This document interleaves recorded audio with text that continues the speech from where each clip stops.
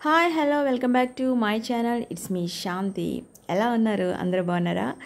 ఈరోజు మీకు సరికొత్త వంటకం చూపించేస్తున్నానండి. అదేంటనుకుంటున్నారా? అబ్బబ్బబ్బ, నాకు చెప్తుంటేనే నోట్లో నీళ్ళు వచ్చేస్తున్నాయండి. అదేంటో కాదండి, బొచ్చు.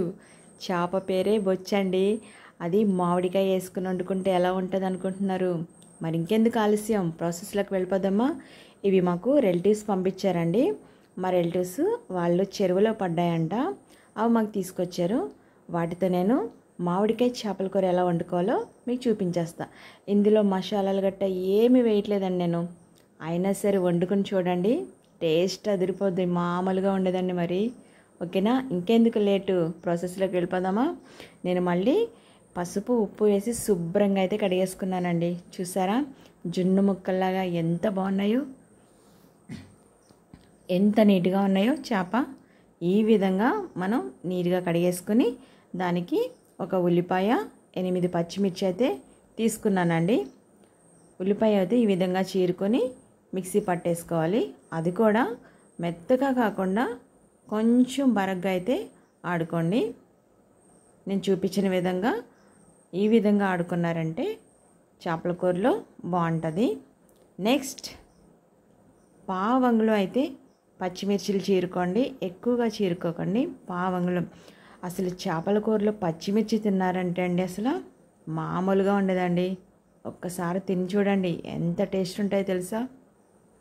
ఆ పచ్చిమిర్చి తినడం కోసమేనండి నేను ఇన్ని పచ్చిమిర్చి వేసుకుంటా. మా ఫ్యామిలీలో ప్రతి ఒక్కరు కూడా పచ్చిమిర్చి లేకుండా అసలు కూరలు అవ్వండి. మాకు అంత ఇష్టంగా తింటాము. పచ్చిమిర్చిలో సి విటమిన్ ఉంటుందండి, తినండి, చాలా మంచిది. ఇందులో నేను ఒక 5 స్పూన్లు కారం వేసుకున్నాను, 1/2 టీ స్పూన్ పసుపు వేసుకున్నాను, రుచికి సరిపడగా ఉప్పు వేసుకున్నాను. ఇప్పుడు పాన్లో చేప ముక్కలను అయితే వేసేసుకున్నాను. వాటర్ కూడా నేను ఎక్కువ వేసుకోనండి, 8 స్పూన్లు అయితే ఆయిల్ వేసుకున్నా. వాటర్ ఏంటంటే చేప ముక్కలు హాఫ్ ములిగే వరకే వేసుకోండి, ఎక్కువ వేసుకోవద్దు. ఎందుకంటే మనం వెంటనే చింతపండు పులుసు వేసేసుకుంటామండి.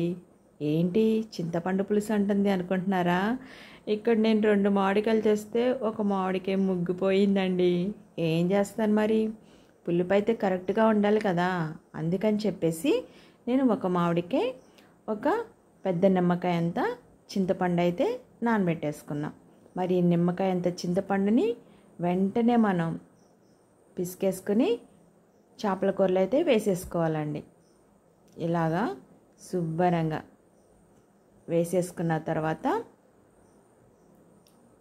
ఒక 2 సార్లు అయితే నేను వీటిని చింతపండు పిసుకుని 2 సార్లు వేసుకుంటున్నానండి. వేసుకున్న తర్వాత ఈ విధంగా కలుపుకొని మూత పెట్టుకోవాలి.